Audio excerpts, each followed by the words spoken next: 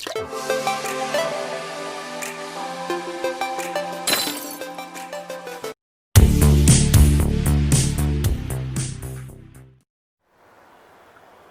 લેક્ચરથી થિયરીઓ આગળની જોઈએ.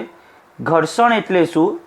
સ્થિત ઘર્ષણ બળ સમજાવી મહત્તમ સ્થિત ઘર્ષણ બળનું સૂત્ર તારો. સૌથી પહેલાં તો ઘર્ષણ કોને કહેવાશે, ત્યારબાદ સ્થિત ઘર્ષણ બળ. સ્થિત એટલે પદાર્થ સ્થિર હોય ત્યારનું ઘર્ષણ બળ, અને એને આધારે મહત્તમ સ્થિત ઘર્ષણ બળનું સૂત્ર તારવવાનું છે.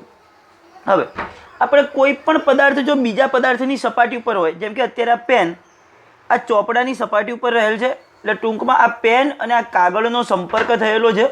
આ બે વસ્તુનો શું થયેલો છે? સંપર્ક. પેનની સપાટી અને આ કાગળની સપાટી.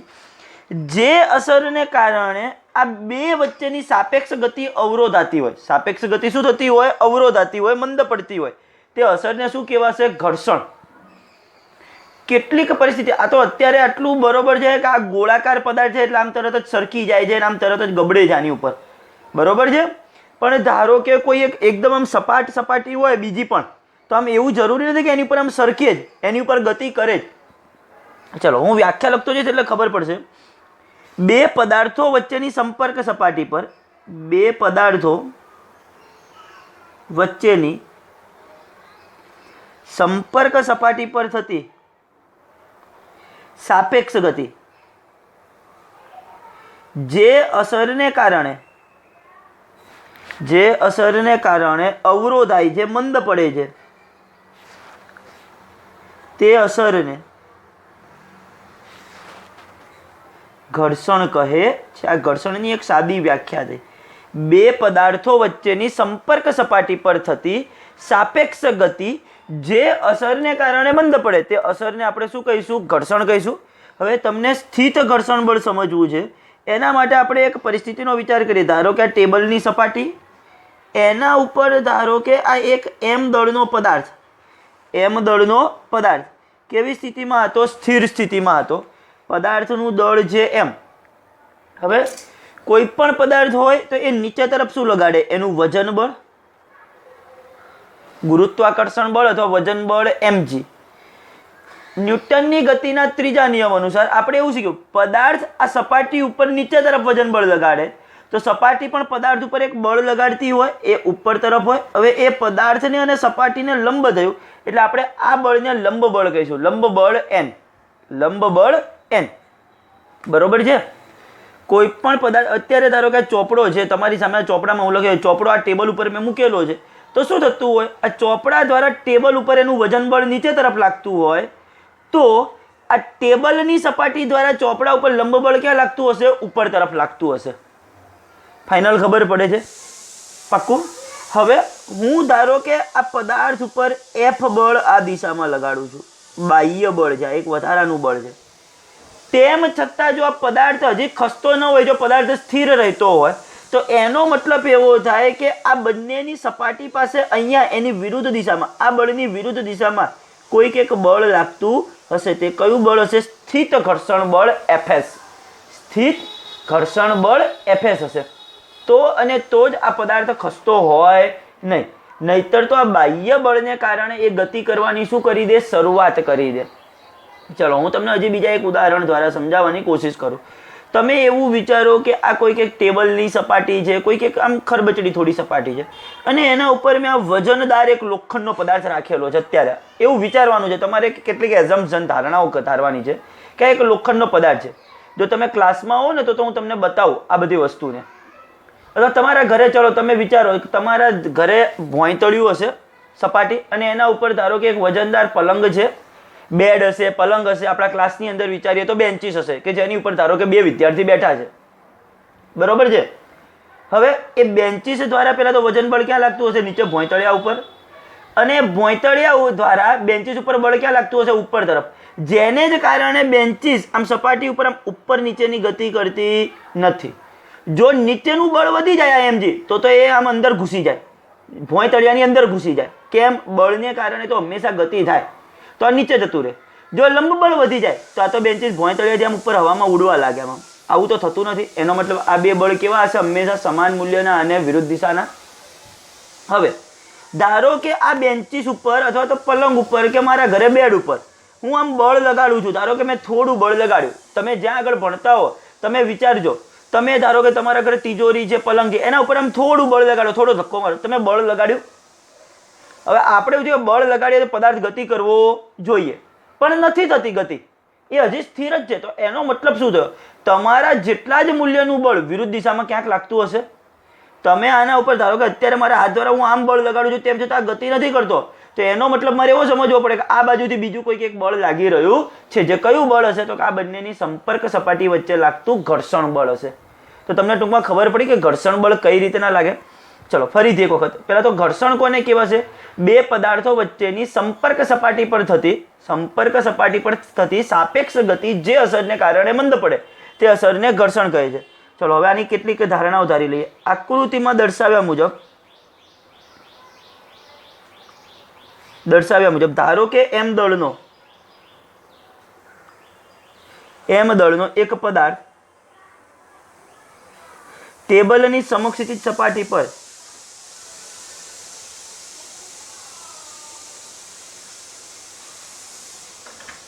કેવો રહેલો છે? સ્થિર રહેલ છે. આપણે કેટલીક ધારણા ધારી લીધી કે એક એમ દળનો પદાર્થ ટેબલની સમક્ષિતિજ સપાટી પર સ્થિર રહેલ છે. આ સ્થિતિમાં પદાર્થ દ્વારા સપાટી પર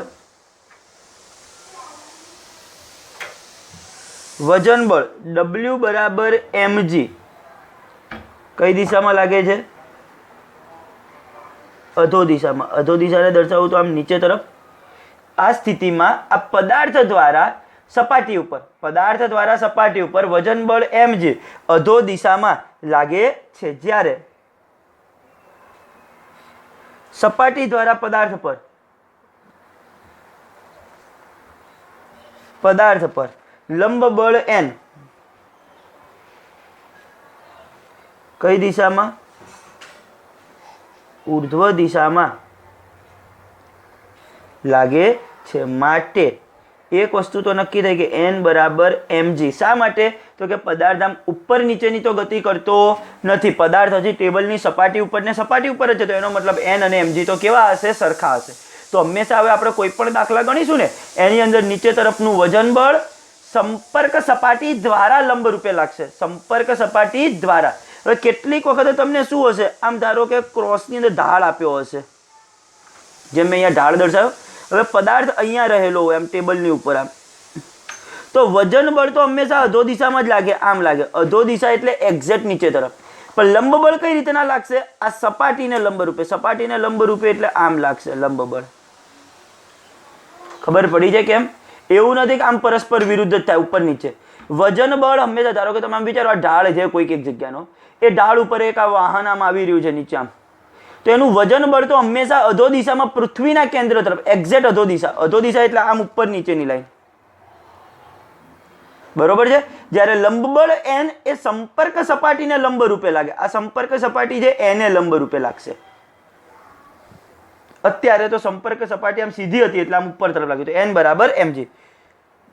ધારો કે પદાર્થ પર F જેટલું બળ, બાહ્ય બળ સમક્ષિતિજ દિશામાં લગાડવામાં આવે છે. હવે બીજી કેટલીક કન્ડિશન ધારીએ. ધારો કે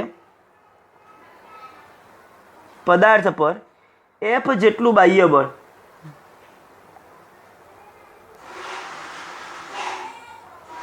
સમક્ષિતિજ દિશામાં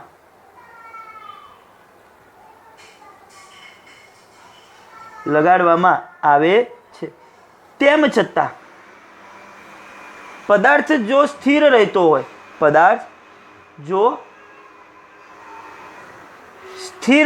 હોય, તો બાહ્ય બળની વિરુદ્ધ દિશામાં બાહ્ય બળના મૂલ્ય જેટલું જ બીજું કોઈ બળ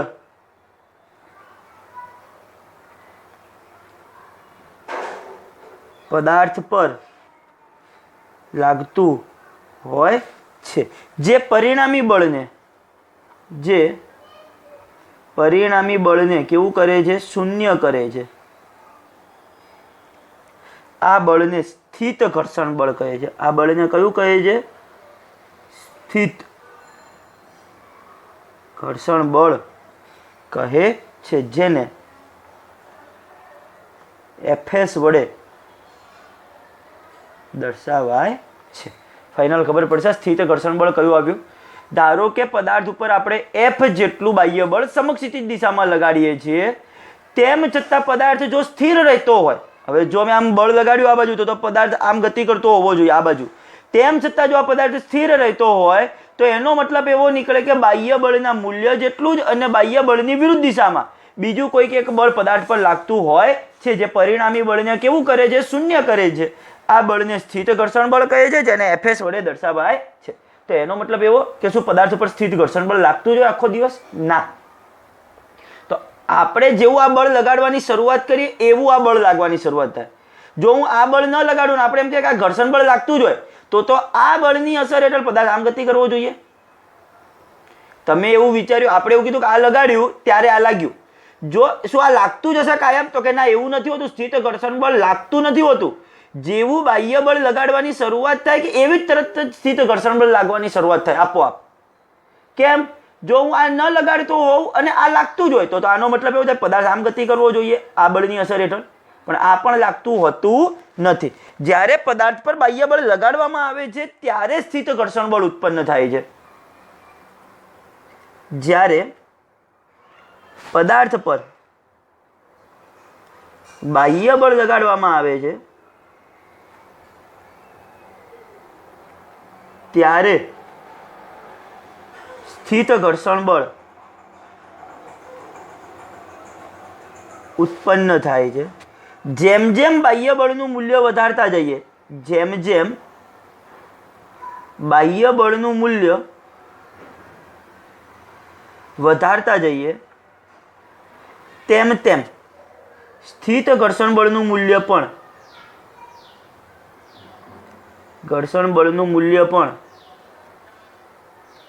વધતું જાય છે. તો શું આનો મતલબ એવો થાય કે પદાર્થ ક્યારેય ગતિ જ નહીં કરે?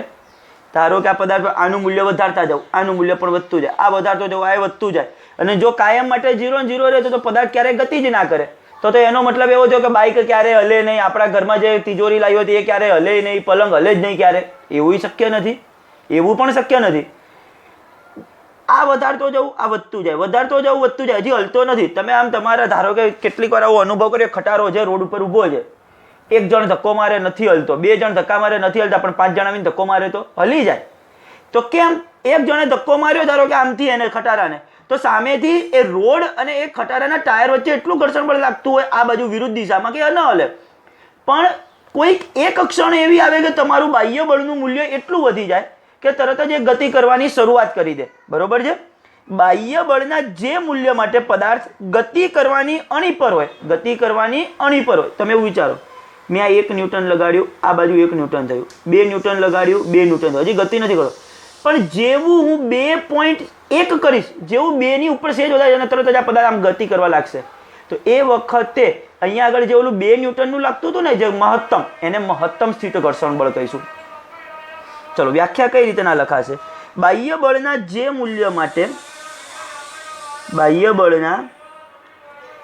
મૂલ્ય માટે પદાર્થ ગતિ કરવાની અણી પર હોય તે મૂલ્યને મહત્તમ સ્થિત ઘર્ષણ બળ એફએસ મેક્સિમમ કહે છે. ફાઇનલ અહીંયા સુધીનો ભાગ ખબર પડશે. પહેલી સાદી ઘર્ષણની વ્યાખ્યા, ત્યારબાદ મેં એક કન્ડિશન ધારી લીધી કે એક એમ દળનો પદાર્થ ટેબલની સમક્ષિતિજ સપાટી પર સ્થિર છે. આ સ્થિતિમાં શું થશે? પદાર્થ દ્વારા એનું વજન બળ નીચે લાગશે, સપાટી દ્વારા પદાર્થ પર લંબ બળ ઉર્ધ્વ દિશામાં લાગશે, માટે n બરાબર mg. ચલો આટલી વસ્તુ તો આવી ગઈ. હવે આપણે બાહ્ય બળ લગાડવાની શરૂઆત કરી. ધારો કે પદાર્થ પર f જેટલું બાહ્ય બળ લગાડવામાં આવે છે, તેમ છતાં આપણે પદાર્થ ધારો કે સ્થિર રહે છે. બરોબર છે? તો એનો મતલબ એવો છે કે પદાર્થ પર આના મૂલ્ય જેટલું છે અને આની વિરુદ્ધ દિશામાં બીજું એક બળ લાગે છે, જે પરિણામી બળને કેવું કરે છે? 0 કરે છે. આ બળને શું કીધું આપણે? સ્થિત ઘર્ષણ બળ. જેવું જ્યારે પદાર્થ પર બાહ્ય બળ લગાડવામાં આવે ત્યારે આ સ્થિત ઘર્ષણ બળ ઉત્પન્ન થાય છે. આનું મૂલ્ય વધતું જાય, એમ આનું મૂલ્ય પણ વધતું જાય છે, પણ કાયમ માટે ન વધે. બરોબર છે? એવું નથી કે આ વધે તો જાય ઓલું વધતું જ જાય, તો પદાર્થ ક્યારેય ગતિ જ ના કરે. બાહ્ય બળના જે મૂલ્ય માટે પદાર્થ ગતિ કરવાની અણી પર હોય તે મૂલ્યને આપણે શું કીધું? મહત્તમ સ્થિત ઘર્ષણ બળ. હવે મહત્તમ સ્થિત ઘર્ષણ બળ શેના ઉપર આધાર રાખે? તો કે મહત્તમ સ્થિત ઘર્ષણ બળ એ સંપર્ક સપાટીના ક્ષેત્રફળ પર આધારિત નથી. પહેલો મુદ્દો, મહત્તમ સ્થિત ઘર્ષણ બળ એ સંપર્ક સપાટીના ક્ષેત્રફળ પર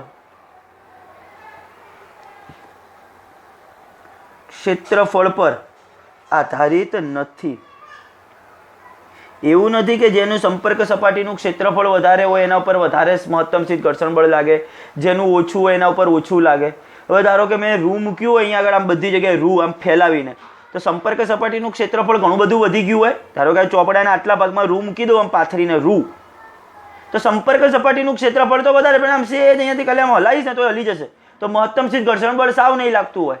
પણ એની જગ્યાએ લોખંડનો એક નાનો એવો ચોસલો મૂક્યો હોય બહુ વજનદાર લોખંડનો, અને એના ઉપર ખાલી સેજ આમ કરીશ તો નહીં હલે. એને હલાવવા માટે આમ થોડું આમ જોરથી બળ લગાડવું પડે.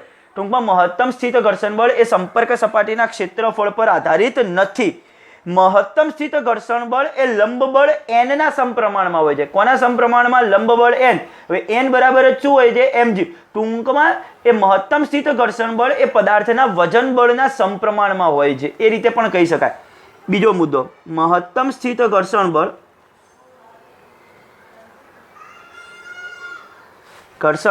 એ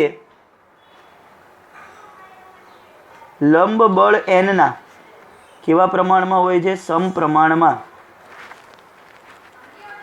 હોય છે. માટે Fs મેક્સિમમ ચલે છે n. સમપ્રમાણતા દૂર કરું તો અચળાંક મૂકવો પડે, અચળાંક તરીકે મ્યુએસ મૂકીશું. માટે Fs મેક્સિમમ બરાબર મ્યુએસ ઇન્ટુ n. આ સમપ્રમાણતાનો અચળાંક છે મ્યુએસ.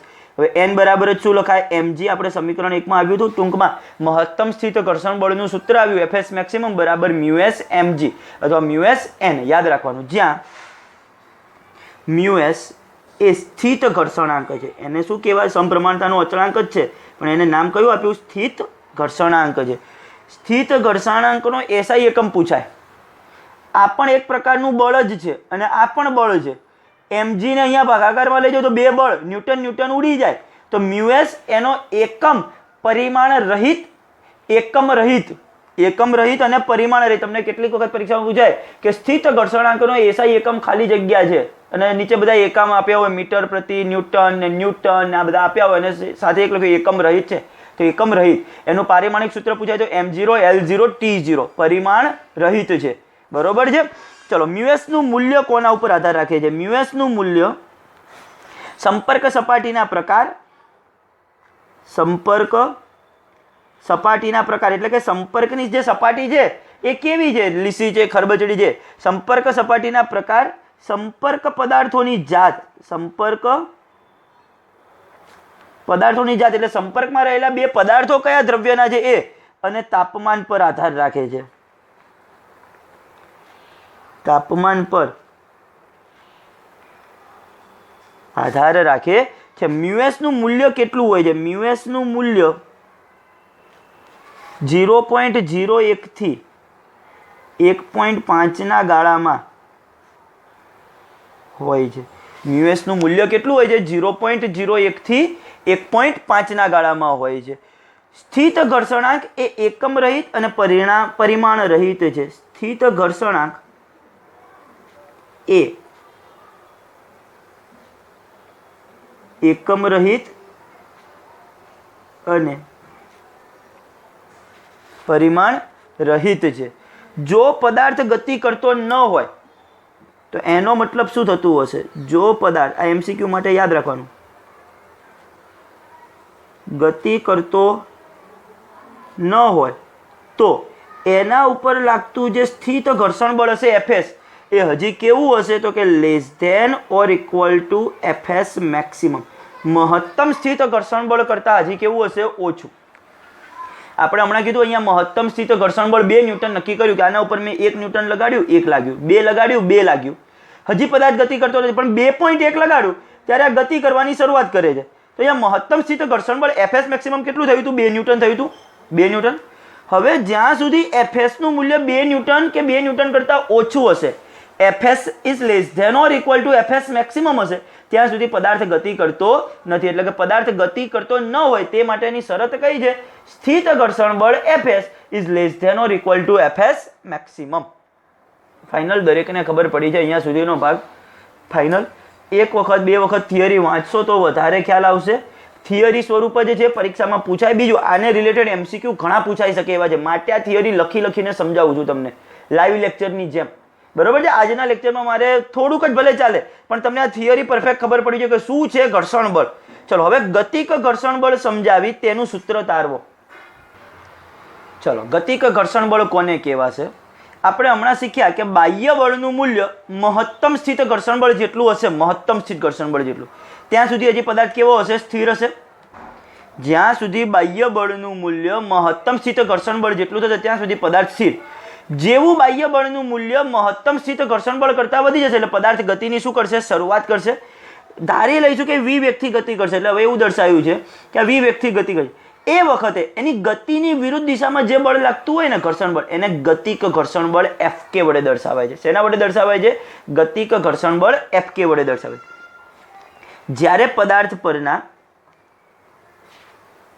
પરના બાહ્ય બળનું મૂલ્ય મહત્તમ સ્થિત ઘર્ષણ બળ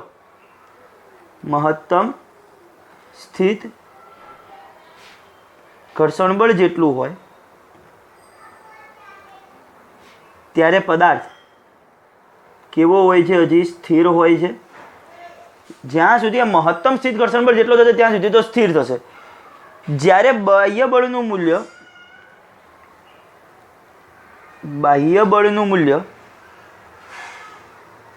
મહત્તમ સ્થિત ઘર્ષણ બળ કરતા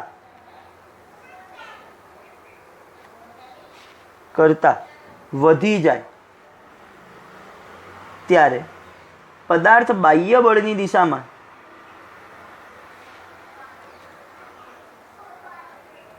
શું કરે છે?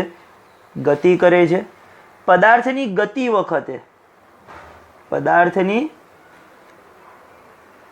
ગતિ વખતે ગતિની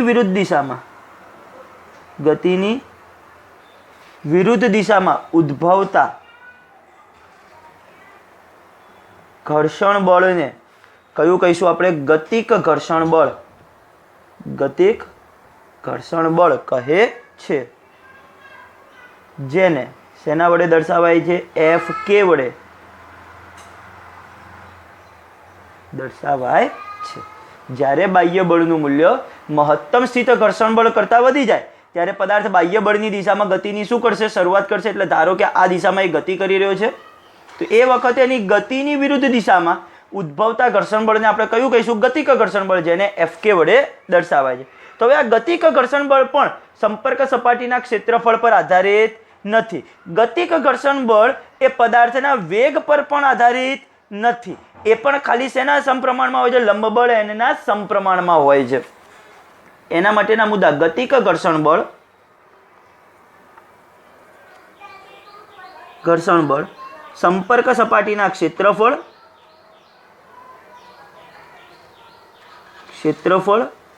અને પદાર્થના વેગ પર આધારિત નથી. બીજો મુદ્દો, ગતિક ઘર્ષણ બળ એ લંબ બળ એનના કેવા પ્રમાણમાં હોય છે? સમપ્રમાણમાં હોય છે. માટે Fk ચલે છે n. જો અહીંયા આગળ સમપ્રમાણતા દૂર કરું તો અચળાંક મૂકવો પડે. Fk બરાબર μk × n બરાબર μk × mg. ઓલામાં μs લખ્યું, આમાં μk લખ્યું. જ્યાં μk શું છે? ગતિક ઘર્ષણાંક છે. જ્યાં μk એ ગતિક ઘર્ષણાંક છે. ગતિક ઘર્ષણાંકનું મૂલ્ય પણ સંપર્ક સપાટીના પ્રકાર અને સંપર્ક સપાટીના દ્રવ્યોની જાત પર આધારિત છે. ગતિક ઘર્ષણાંકનું મૂલ્ય એટલે કે μk નું મૂલ્ય સંપર્ક સપાટીના પ્રકાર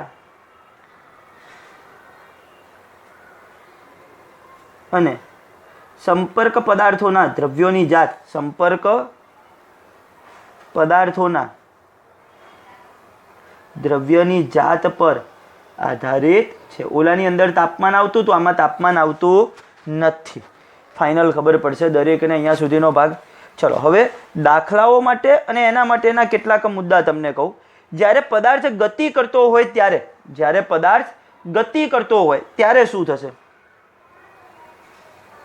જ્યારે પદાર્થ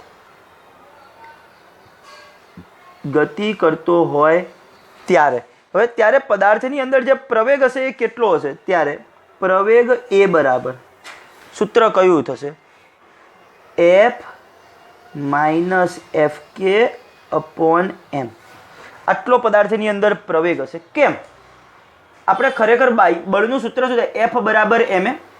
પદાર્થ ઉપર મેં એફ જેટલું બાહ્ય બળ લગાડ્યું એટલે પદાર્થ જો ગતિ કરવા લાગે અને એમાં પ્રવેગ ઉત્પન્ન થાય તો એફ બરાબર સૂત્ર થાય એમ એ. એટલે ખરેખર મારું સૂત્ર થયું એફ બરાબર એમ એ.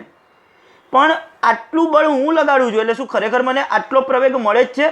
ના, આ બળમાંથી ઘર્ષણ બળ તો જતું રહે છે. એટલે પહેલા તો એફ માઇનસ એફ કે બરાબર એમ એ કરવું પડે. એફ માઇનસ એફ કે બરાબર એમ એ, અને પછી એ શોધવા માટે એમ અહીંયા ગુણાકારમાં, સામે જાય તો ભાગાકારમાં.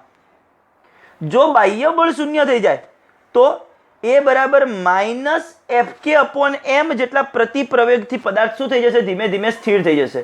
ટૂંકમાં આપણે શરૂઆતમાં ધારો કે કોઈ પદાર્થ ઉપર બાહ્ય બળ લગાડ્યું, કોઈ પદાર્થ ઉપર બાહ્ય બળ લગાડ્યું, ધારો કે મેં મારું બાઇક ચાલુ કર્યું અને એકદમ રેસ આપ્યો, એટલે મેં બાહ્ય બળ લગાડ્યું એના દ્વારા, રેસ આપવા દ્વારા, બરોબર છે? એટલે મારો પદાર્થ આટલા પ્રવેગથી ગતિ કરવાની શરૂઆત કરશે. કઈ રીતના? જે મેં બાહ્ય બળ આપ્યું એમાંથી ગતિક ઘર્ષણ બળ પહેલા તો બાદ કરી નાખવાનું અને ભાગ્યા એમ કરું. આટલા પ્રવેગથી મારું બાઇક ગતિ કરતું હશે. પણ જો હવે હું બાહ્ય બળ 0 કરી નાખે, એટલે મેં રેસ આપવાનું બંધ કરી દીધું અથવા તો બાઇકની ચાવી બંધ કરી નાખી, તો શું થશે? એ બરાબર માઇનસ એફ કે અપોન એમ.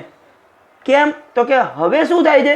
તો પદાર્થ ગતિમાં હતો ને, પદાર્થ ગતિમાં તો હજી છે જ, એટલે ગતિક ઘર્ષણ બળ તો લાગતું જ હશે હજી પદાર્થ ઉપર, અને એને કારણે હવે એનું મૂલ્ય માઇનસ મળશે એટલે પ્રતિ પ્રવેગ થશે, અને એટલા પ્રતિ પ્રવેગથી પદાર્થ કેવો થઈ જાય છે? સ્થિર થાય છે. જો પદાર્થ પરના બાહ્ય બળનું મૂલ્ય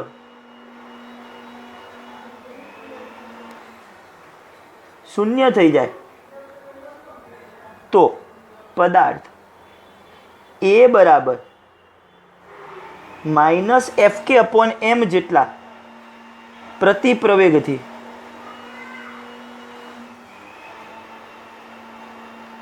સ્થિર થાય છે. ફાઇનલ ખબર પડશે દરેકને. ચલો હજી બીજો એક મુદ્દો, સ્થિત ઘર્ષણાંકનું મૂલ્ય એ ગતિક ઘર્ષણાંક કરતાં કેવું હોય છે? વધારે હોય છે. મ્યુએસ નું મૂલ્ય એ કેવું હોય છે? મ્યુકે કરતાં વધારે હોય છે. હજી એક ઘર્ષણ બળ આવશે, રોલિંગ ઘર્ષણ બળ. પહેલું હતું સ્થિત ઘર્ષણ બળ, પદાર્થ સ્થિર હોય ત્યારે. બીજું હતું ગતિક ઘર્ષણ બળ, પદાર્થ ગતિ કરતો હોય ત્યારે. ત્રીજું છે રોલિંગ ઘર્ષણ બળ, પદાર્થ ગબડતો હોય ત્યારે. ધારો કે પુલ ઉપર કોઈ પદાર્થ ગબડે, ધારો કે અત્યારે આ પેન ગબડતી હોય એવું કહેવાય, તો એ વખતે કેટલું ઘર્ષણ બળ? જ્યારે કોઈ પદાર્થ ગોળો, રિંગ સપાટી પર સરક્યા સિવાય ગબડતો હોય ત્યારે લાગતા ઘર્ષણ બળને રોલિંગ ઘર્ષણ બળ કહે છે. જ્યારે કોઈ પદાર્થ તરીકે આપણે ગોળો, રિંગ વગેરે લઈએ, જ્યારે કોઈ પદાર્થ સપાટી પર સરક્યા સિવાય ગબડતો હોય, સરક્યા સિવાય ગબડતો હોય ત્યારે લાગતા ઘર્ષણ બળને શું કહે છે? રોલિંગ ઘર્ષણ બળ કહે છે. પ્રયોગો એવું દર્શાવે છે કે રોલિંગ ઘર્ષણ બળનું મૂલ્ય સ્થિત ઘર્ષણ બળ અને ગતિક ઘર્ષણ બળ કરતાં કેવું હોય છે? ઓછું હોય છે. પ્રયોગો દર્શાવે છે કે રોલિંગ ઘર્ષણ બળનું મૂલ્ય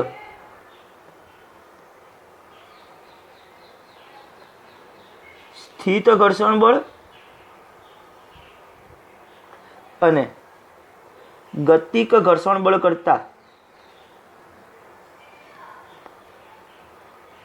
કેવું હોય છે? ઓછું હોય છે. સૌથી વધારે ઘર્ષણ બળ કયું હશે? સ્થિત ઘર્ષણ બળ, એફએસ. એનાથી ઓછું કયું હોય? ગતિક ઘર્ષણ બળ, કાઇનેટિક. કાઇનેટિક ગતિ એટલે ગતિક ઘર્ષણ બળ Fk, અને એનાથી પણ ઓછું કયું હોય? Fr, રોલિંગ ઘર્ષણ બળ.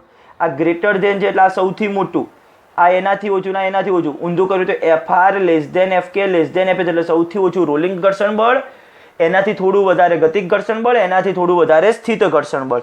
એનો મતલબ જ એવો થયો.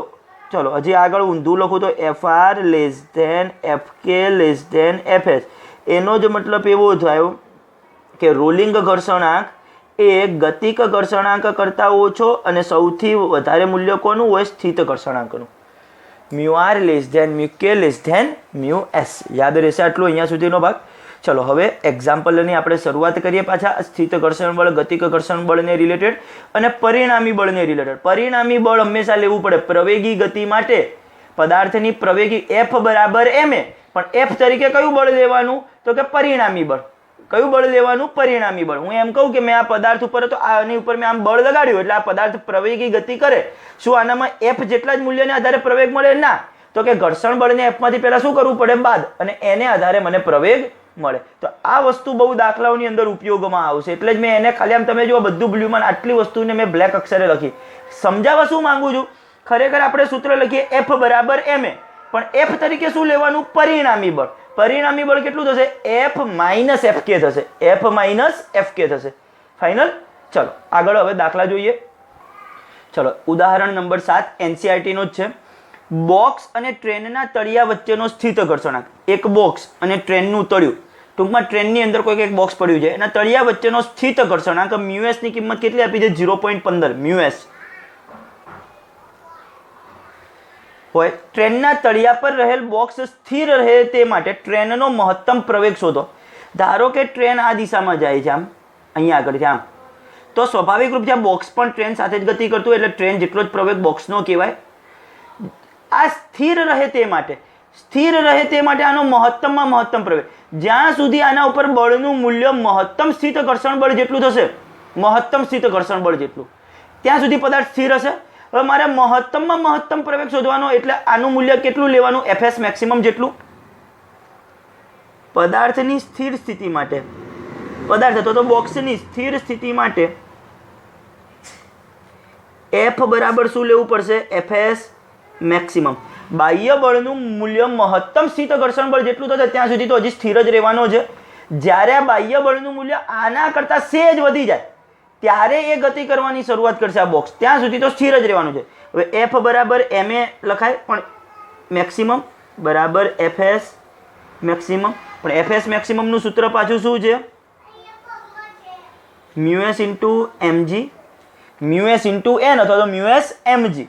ચલો હવે આ m તો કેન્સલ, માટે a મેક્સિમમ બરાબર μs ઇન્ટુ g. μs ની કિંમત કેટલી આપેલી હતી? 0.15. g ની કિંમત તમને આપેલી નથી તો કેટલી લઈ શકાય? 9.8 લઈ શકાય. g ની કિંમત આપેલી ન હોય તો કેટલી લઈ શકાય? 9.8. અને નહીતર પછી 10 લેશો તો પણ ચાલશે. 10 લેશો તો એક અંક પોઈન્ટ આ બાજુ જતો રહેશે, એટલે a મેક્સિમમ બરાબર જવાબ કેટલો થશે? 1.5 મીટર પ્રતિ સેકન્ડ સ્ક્વેર. આટલો પ્રવેગ થશે. નીટની અંદર, MCQ ની અંદર આ બધું પૂછાઈ શકે આ પ્રકારનું. આવા જ દાખલા પૂછાય. ડાયરેક્ટ સૂત્ર યાદ હોવું જોઈએ કે a મેક્સિમમ બરાબર μs into g. μs into g. કદાચ તો μs ની કિંમત પણ ના આપેલી, કે કોઈ એક બોક્સ અને ટ્રેનના તળિયા વચ્ચેનો સ્થિત ઘર્ષણાંક μs છે, તો બોક્સ ગતિ ન કરે તે માટે ટ્રેનનો મહત્તમ પ્રવેગ ખાલી જગ્યા છે તો μs ઇન્ટુ g આવે. μs into g. ફાઇનલ. દરેકને ખબર પડી જાય એક્ઝામ્પલમાં. ચલો આગળનું એક્ઝામ્પલ જોઈએ. ચલો સમજો. 4 kg દળ એક સમક્ષિતિજ સમતલ પર રહેલ છે. ધારો કે આ એક સમક્ષિતિજ સમતલ, એના ઉપર ધારો કે અહીંયા આગળ આ એક ધારો કે સમક્ષિતિજ સમતલની સપાટી ફૂટપટ્ટી વિચારો, એના ઉપર 4 kg નો એક દળ રહેલો હતો. સમતલને સમક્ષિતિજ સાથે ક્રમશઃ ઢળતું કરતા, એટલે હવે હું આ સપાટીને આમ ઉપાડીને આમ કરી નાખું, આમ ઢળતી કરી નાખું સમક્ષિતિજ સાથે. નીચે આમ હતી, અહીંયાથી એને આમ ઉપર લઈ ગયો, ખસેડતો ગયો, અને સમક્ષિતિજ સાથે ક્રમશઃ ઢળતું કરતા થીટા બરાબર 15 અંશ છે તે દળ ખસવાની શરૂઆત કરે છે. હવે શરૂઆતમાં પદાર્થ હતો અહીંયા આગળ આમ કેટલા કેજીનો હતો? 15 kg નો હતો. અહીંયા આગળ આમ પદાર્થ ખ્યાલ આવે છે. પહેલા સપાટી આમ હતી, એને ધીમે ધીમે ધીમે ધીમે આમ કરે. હવે પહેલા આમ હતી એટલે પદાર્થ તો આમ જ રહેલો હોય એના ઉપર, તો આમ કરીએ એટલે આ રીતનો પદાર્થ દોરાશે. હવે પછીથી યાદ રાખવાનું. અને જ્યારે આ θ બરાબર 15 થાય, આ θની કિંમત કેટલી થાય? 15, ત્યારે આ પદાર્થ ખસવાની હજી તો શરૂઆત કરે છે, ખસવાની અણી પર છે. તો એનો મતલબ θ બરાબર 15 થયો ત્યાં સુધી તો હજી આ પદાર્થ સ્થિર હતો. પદાર્થ કેવો હતો? સ્થિર હતો. ચલો હવે પદાર્થ ઉપર કયા કયા બળ લાગશે? એક્ઝેક્ટ નીચેની દિશામાં, એક્ઝેક્ટ નીચે આમ ફૂટપટ્ટી નામ સીધી રાખું, એક્ઝેક્ટ સીધી, તો અહીંયા નીચે તરફ વજન બળ કયું લાગશે? mg. આ થયું વજન બળ mg. સપાટી આમ છે, સપાટીને લંબ રૂપે, આ સપાટીને આમ હતું, સપાટીને લંબ, અહીંયાથી આ કયું બળ લાગશે? લંબ બળ n. સપાટીને લંબ રૂપે. બરોબર છે?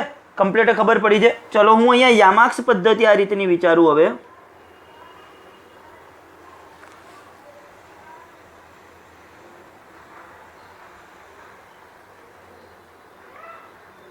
મેં યામાક્સ પદ્ધતિ વિચારી લીધી છે.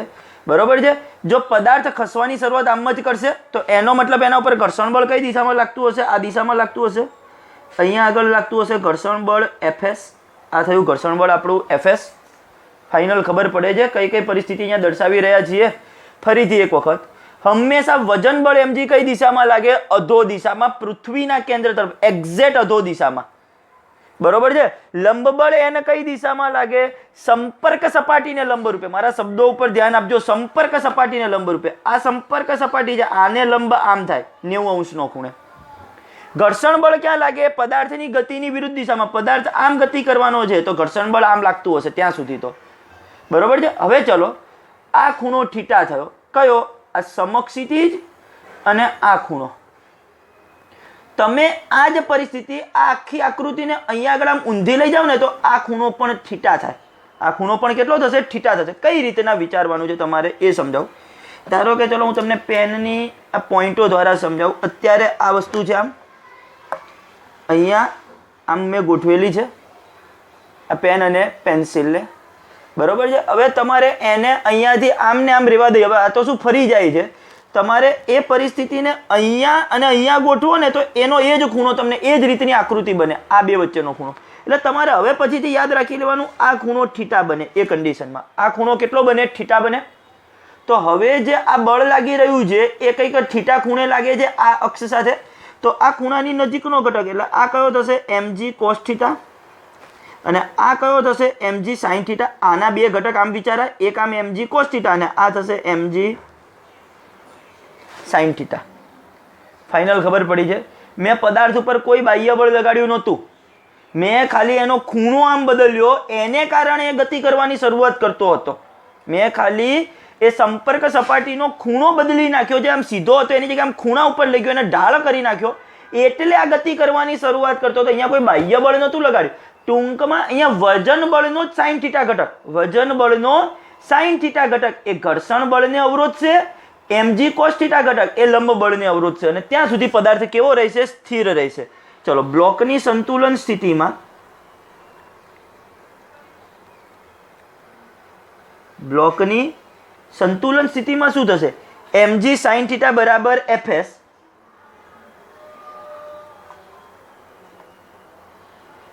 mg cos θ બરાબર n, mg cos θ બરાબર n. આ બળ અને આ બળ હશે સરખા. આ બળ હવે ભૂલી જવાનું, એના તો બે ઘટક વિચારી લીધા છે આપણે. એટલે આ બળ તો જતું જ રહ્યું. આ બે સરખા થશે અને આ બે સરખા થશે, ત્યાં સુધી પદાર્થ કેવો રહેશે? સ્થિર રહેશે હજી. ચલો, આ બંને સમીકરણનો જો હું ગુણોત્તર લઈ લઉં તો ગુણોત્તર લેતા sin θ ભાગ્યા cos θ થાય. ગુણોત્તર લઉં એટલે mg mg ઉડી જાય. sin θ ભાગ્યા cos θ tan θ. tan θ બરાબર સૂત્ર શું થાય? fs ભાગ્યા n. હવે fs નું સૂત્ર શું છે? μs into n. પાછું fs નું સૂત્ર શું થાય? μs into n. tan θ maximum લખું જ્યારે, ત્યારે fs ની જગ્યાએ પહેલા તો લખાય fs મેક્સિમમ ભાગ્યા n.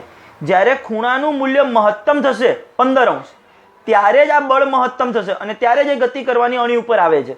ચલો, fs મેક્સિમમ નું સૂત્ર μs into n upon n બરાબર μs. તો એનો મતલબ હવેથી તમારે યાદ રાખવાનું tan θ બરાબર μs. આ બીજું એક સૂત્ર આવ્યું MCQ માટે, કે ક્યારે ગતિ કરવાની અણી ઉપર આવે? જ્યારે μs નું મૂલ્ય tan θ જેટલું થાય ત્યારે. ચલો, θ ની કિંમત કેટલી આપી છે? 15°. માટે μs બરાબર tan 15 નેચરલ ટેન્જન્ટની અંદર જોશો તો tan 15ની કિંમત 0.27 છે. તો ટૂંકમાં 0.27 જેટલું કિંમત થશે સ્થિત ઘર્ષણાંક આ બે સપાટી વચ્ચેનો. ફાઇનલ ખબર પડી છે એક્ઝામ્પલની અંદર. થોડું 2 વખત શાંતિથી સમજશો, વિચારશો, અને હજી આના ઘણા બધા દાખલાઓ જ્યારે જોઈશું ને, ઘણા બધા દાખલાઓ આના જોવાના છે આ બધાના, ત્યારે ધીમે ધીમે કરતાં તમારા મગજની અંદર આ ટોપિકો ક્લિયર થશે કે કઈ રીતના બળના ઘટકો વિચારવાના, કયા કયા પ્રકારના બળ લાગે, બરોબર છે. અને એક આ સૂત્રો ખાસ યાદ રાખવાના કે થીટા બરાબર tan થીટા બરાબર મ્યુએસ, અને ઉપર એક સૂત્ર આવ્યું તો આ A મેક્સિમમ બરાબર મ્યુએસ ઇન્ટુ G MCQ માટે. ફાઇનલ આજના લેક્ચરમાં અહીંયા સુધીનો ભાગ રહેવા દઈએ.